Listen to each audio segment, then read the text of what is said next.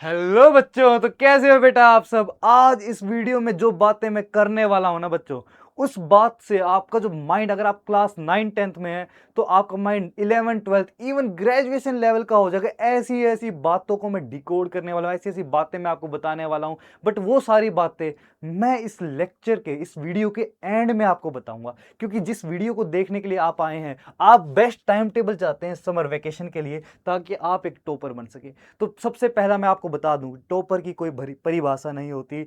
तो बेटा इन सब बातों को हम डिटेल में समझेंगे, आपको टाइम टेबल के बारे में बताऊंगा, बहुत सुंदर सुंदर बातें इस लेक्चर में बताने वाला हूं। पर सबसे पहले शुरुआत करते हैं इस लेक्चर की एक शायरी के साथ। तो बेटा क्या है वो शायरी, जरा सुनो। अगर ना होते तुम तो मोहब्बत किससे होती। तुम्हारी कहानियों का तो फैन मैं पहले भी था, पर तुम्हारे सवालों ने जो जकड़ा मुझको। अगर ना होते तुम तो मोहब्बत। तो बेटा चलो शुरुआत करते हैं आज की खूबसूरत लेक्चर की। सब बात करते हैं कि क्या टाइम टेबल होना चाहिए सर हमारा। तो देखो बेटा, समर वेकेशन आ रहे हैं, गर्मियों की छुट्टियां, सर मौज लेने दो यार। इसमें भी पढ़ाई करवाओगे क्या? तो बेटा पढ़ाई वढ़ाई तो चलती रहेगी, मौज लेना जरूरी है। हाँ, मैं हकीकत में ये बात बोल रहा हूँ। देखो, अगर आप शाम को एक्सरसाइज करने नहीं जाते, 1 से 2 घंटा अपनी हेल्थ को नहीं देते, तो वो पढ़ाई किसी काम की नहीं, जो आपको इतना ना समझा सके कि आपको अपने जीवन में सबसे ज़्यादा प्रायोरिटी अपने शरीर को देनी है, अपनी हेल्थ को देनी है। तो सबसे पहला काम जो शाम को आपको खेलना, या सुबह सुबह अगर 5 बजे, अगर आप अर्ली मॉर्निंग पर्सन हो तो सुबह 5 6 बजे उठ के अपनी एक्सरसाइज करने जाओ। अदरवाइज शाम को तो जाना ही जाना है। अगर सुबह भी जाते हो तो भी शाम को जाओ। भाई टाइम निकालो, पूरा दिन खाली है, 2 3 घंटा खेलना कूदना बहुत जरूरी है। खेलो कूदो, जो भी मन कर रहा है, जो स्पोर्ट्स पसंद है वो करो। अब बात करते हैं सर पूरे दिन। एक पेन ले लेता हूं मैं आपको ताकि थोड़ा बताता हूं। पूरे दिन, पूरे दिन अब मेरे पास खाली टाइम है तो मैं क्या क्या पढ़ूंगा। तो बेटा पूरे दिन नहीं पढ़ना, मेरा है 3 आवर से रूल। 3 घंटे आपको पढ़ना है। 5 दिन तक 3 3 घंटे एक सब्जेक्ट पढ़ो। 6 5 30, तो मतलब आप 5 डेज 6 सब्जेक्ट्स पढ़ोगे। 6 सब्जेक्ट्स आपके पास होते भी नहीं है, तो सर कितने सब्जेक्ट्स पढ़े? 4 से 5 सब्जेक्ट जो मेजर आपको लगते हैं वो पढ़ो। एक सब्जेक्ट वैसा रखो, क्या रखें, जो जेनरिक हो। कोई न्यूज़पेपर ले लो, इंग्लिश न्यूज़पेपर ले लो, या फिर कोई अच्छी बुक्स पढ़ लो। और एक काम और कर सकते हो सर, 3 घंटे पढ़ना है, 2 3 घंटे खेलना है। बाकी समय क्या करें? बाकी समय अपनी स्किल्स पे काम करना है बेटा।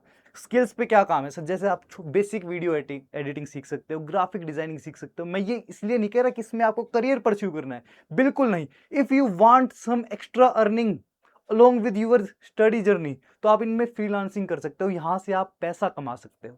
तो ये सब चीजें वो चीजें हैं कि आप अगर करोगे, अपने आप को अपस्किल करोगे, एआई के बारे में थोड़ा ज्यादा जानो, एआई को मैक्सिमम यूटिलाइज करना सीखो।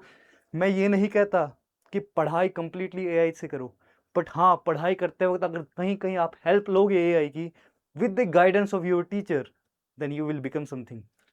मैं मजाक नहीं कर रहा बच्चों। अब आपको थोड़ी थोड़ी बातें जो हमारे इंपॉर्टेंट देने वाली है। क्या समर वैकेशन में पूरा सिलेबस खत्म करना जरूरी है? तो मैं कभी नहीं कहता। देखो बेटा, आपको डीपली पढ़ना है, डीपली अंडरस्टैंड करना है। आप समर वैकेशन में 3 हैबिट्स बना लो।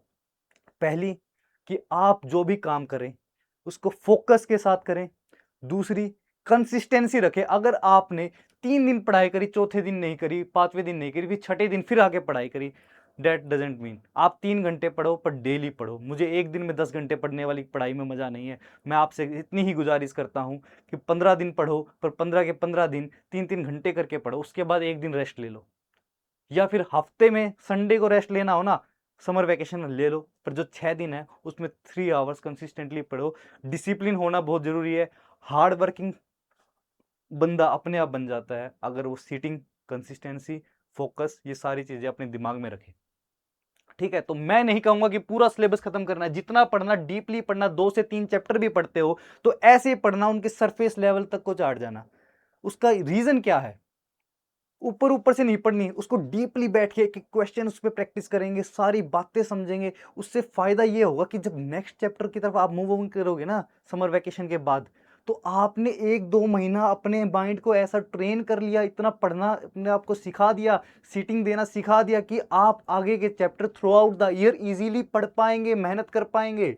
और वो मेहनत मेहनत जैसी फील नहीं होगी, आपको मजा आएगा। तो इन सब बातों का ध्यान रखना बच्चों। तो सर जो टॉपर्स वर्ड है ये बेटा, एक तो मुझे इस वर्ड से ही नफरत है।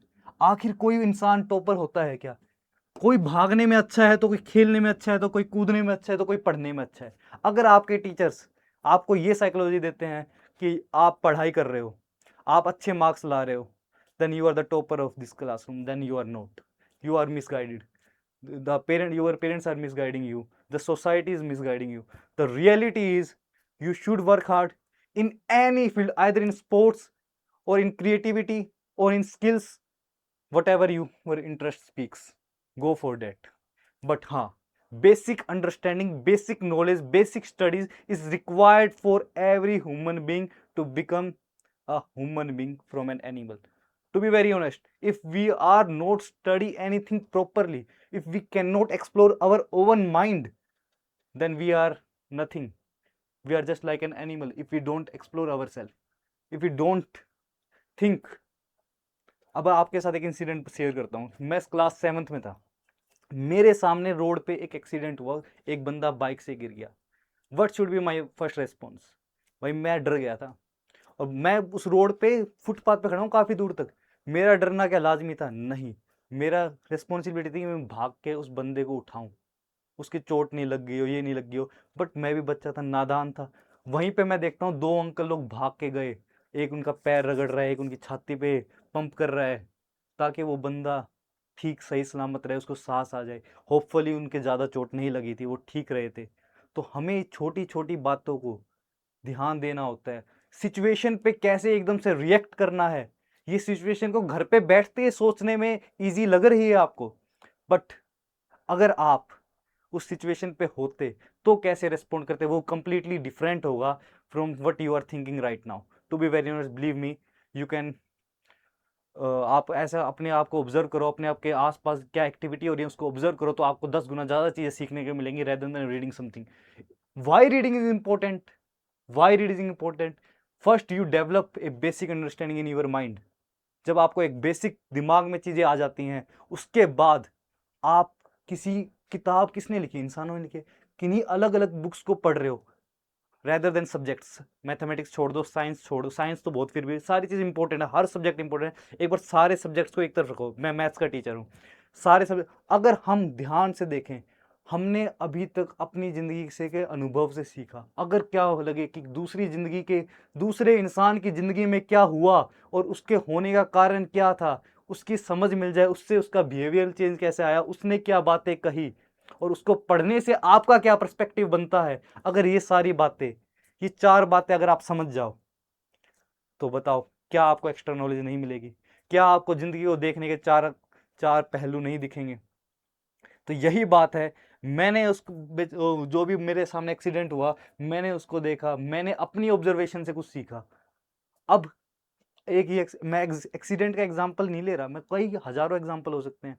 अब किसी और ने अलग टाइप के कुछ सिनेरियोज देखे हैं, उसने कुछ सीखा, अब वो सिनेरियोज मेरी पर्टिकुलर पूरी लाइफ में कभी हो ही ना, ऐसा भी तो हो सकता है।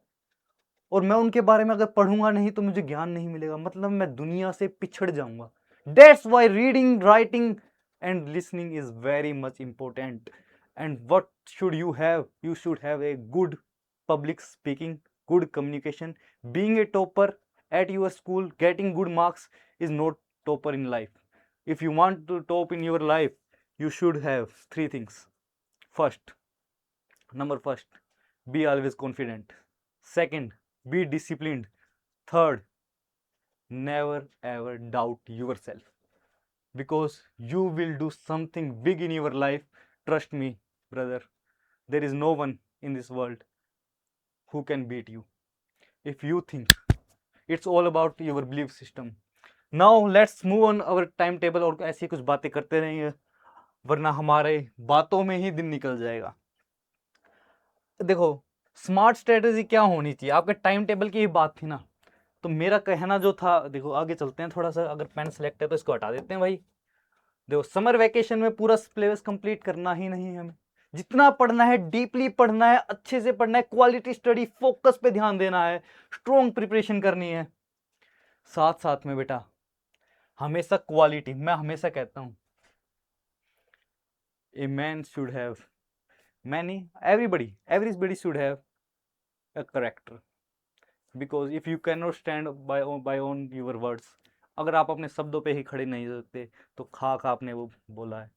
मतलब मजाक वाली बातें एक तरफ होती हैं, मजाक वाली मजाक में रहे, सीरियस बातें सीरियस रहे।